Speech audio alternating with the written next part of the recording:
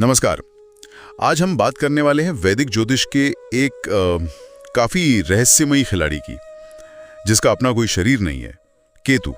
और हमारे पास एक स्रोत भी है, केतु रहस्यमयी ग्रह और मोक्ष का मार्ग, जो इसे समझने में हमारी मदद करेगा। हाँ, तो आज की चर्चा का मकसद क्या है? यही कि केतु की पहेली को थोड़ा सुलझाएं। आखिर क्यों ये हमें दुनियावी चीजों से जैसे दूर खींचता है, और कैसे यही दूरी किसी को महानता की ओर भी ले जा सकती है, और कुंडली में इसके संकेत कैसे पड़ें। ये सब सुना तो यही है कि केतु मतलब मोह माया से विरक्ति देता है, पर स्रोत कहता है कि यही ग्रह बड़े कामों का रास्ता भी खोल सकता है। तो चलिए इस विरोधाभास की गहराई में उतरते हैं। तो शुरू करते हैं बिल्कुल बुनियादी बात से। केतु आखिर है क्या? जैसा कि स्रोत बताता है, ये राहु का ठीक उल्टा है, एक छाया ग्रह, मतलब कोई भौतिक वजूद नहीं। बिल्कुल। जहां राहु इच्छाओं की आग भड़काता है, वही केतु उसे शांत करता है। जैसे भीतर से आवाज आती है, बस बहुत हुआ भारी दौड़, अब अंदर झांको।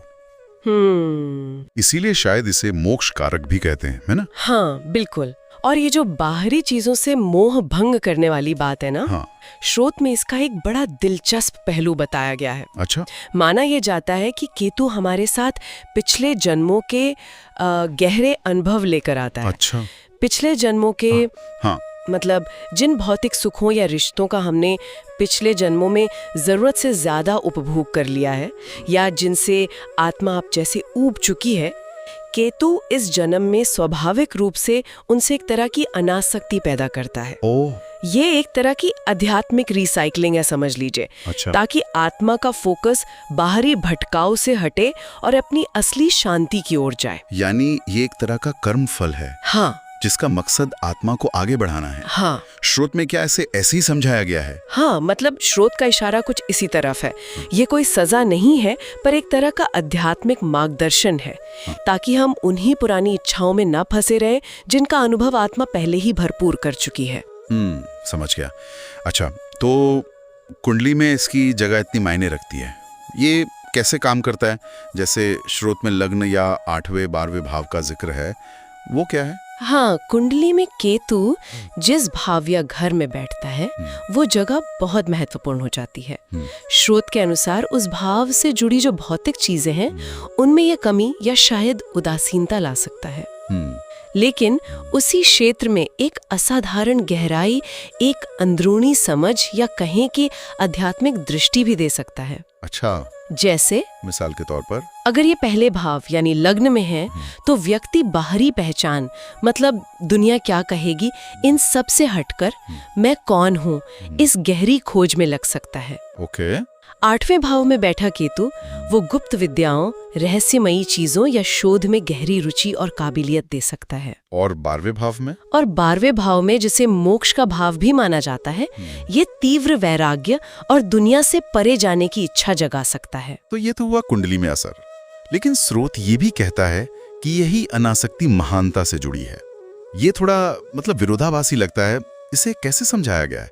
ये वाकई दिलचस्प विरोधाभास है।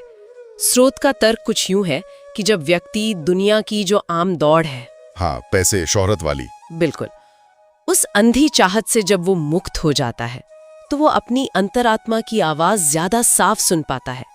वो फिर समाज के बनाए रास्तों पर चलने की बजाय अपना बिल्कुल नया अनोखा रास्ता बनाता है। अच्छा। स्रोत में बुद्ध, निकोला टेस्ला आदि शंकराचार्य जैसे नाम इसीलिए गिनाए गए हैं। इन सब ने क्या किया? स्थापित मान्यताओं से हटकर सोचा और काम किया। ये जो हटकर सोचने की क्षमता है और दुनियावी मोह से दूरी, यही उन्हें अपने क्षेत्र में कुछ अभूतपूर्व करने की ऊर्जा और दिशा देती है। लेकिन क्या इसका मतलब ये है कि केतु हमेशा अच्छा ही होता है? यकीनन इसके कुछ चुनौतीपूर्ण पहलू भी होंगे। बिल्कुल सही। जैसे हर शक्ति के दो पहलू होते हैं, वैसे ही केतु के भी हैं, इसमें कोई शक नहीं। सकारात्मक रूप में स्रोत बताता है कि ये गहरी अंतर्दृष्टि, वैराग्य, गूढ़ ज्ञान और मोक्ष की तरफ ले जा सकता है। ये सब अच्छी बातें हैं। हाँ। लेकिन अगर इसकी ऊर्जा को सही दिशा न मिले या कुंडली में ये अशुभ ग्रहों से प्रभावित हो, तो यही केतु भ्रम, दिशाहीनता, बहुत ज्यादा अकेलापन, शक या फिर वास्तविकता से कटा हुआ महसूस करवा सकता है। तो ये मुश्किल भी हो सकता है। हाँ, ये मानो एक परीक्षा लेता है क्या आप इस अलगाव की ऊर्जा को आत्मखोज में लगाएंगे या फिर भ्रम में खो जाएंगे? समझ गया। तो अगर किसी को जानना हो कि उनके जीवन पर केतु का कैसा असर है, तो वो क्या देखे, क्या तरीका है? स्रोत के मुताबिक कुछ चीजों पर गौर करना चाहिए। पहला, कुंडली में केतु किस भाव और किस राशि में है, ये देखना जरूरी है। ठीक है। दूसरा, किन ग्रहों के साथ बैठा है, जिसे ज्योतिष में युति कहते हैं। ठीक है। तीसरा, केतु की दशा या अंतर्दशा का समय। दशा?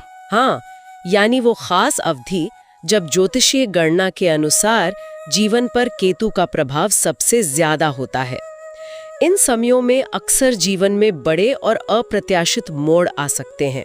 अच्छा। साथ ही केतु का गोचर यानी वर्तमान समय में आकाश में इसकी चाल, वो भी अचानक बदलाव ला सकता है। और अगर किसी को लगे कि केतु का प्रभाव नकारात्मक या कष्टकारी हो रहा है, तो क्या स्रोत में कुछ उपाय भी बताए गए हैं? हाँ, जब ऐसा नकारात्मक असर महसूस हो तो स्रोत में कुछ पारंपरिक उपाय सुझाए गए हैं जो संतुलन बनाने में मदद कर सकते हैं।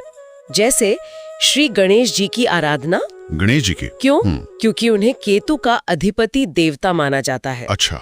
फिर ओम केतवे नमः मंत्र का नियमित जाप, कुत्तों की सेवा करना या उन्हें भोजन देना, नारियल, कंबल या तिल जैसी वस्तुओं का दान करना, और सबसे महत्वपूर्ण, ध्यान यानी मेडिटेशन या विपस्सना जैसी तकनीकों का अभ्यास करना।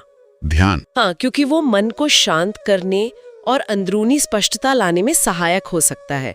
ये उपाय व्यक्ति को केतु की ऊर्जा से लड़ने की बजाय उसके साथ तालमेल बिठाने में मदद करते हैं। तो कुल मिलाकर इस पूरी चर्चा का सार क्या निकलता है, क्या समझे हम? सार शायद यही है कि केतु हमें याद दिलाता है कि जीवन में जो दिख रहा है वही सब कुछ नहीं है। भौतिक जगत के पार भी बहुत कुछ है। ये हमें बाहरी चमक दमक से ध्यान हटाकर अंदर की यात्रा पर ले जाता है, जहाँ असली शांति है।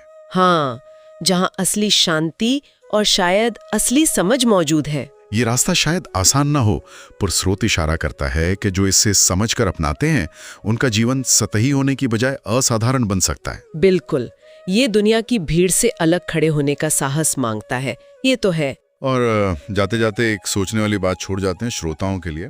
स्रोत कहता है केतु बाहरी चीजों से अनासक्ति पर जोर देता है। अगर कोई व्यक्ति, भले ही उसकी कुंडली में केतु बहुत प्रबल ना हो, जानबूझकर सचेत रूप से अपने जीवन में कुछ चीजों, आदतों या इच्छाओं को छोड़ने का अभ्यास करे, तो जीवन का कौन सा नया अनदेखा दरवाजा खुल सकता है। सोचने वाली बात है।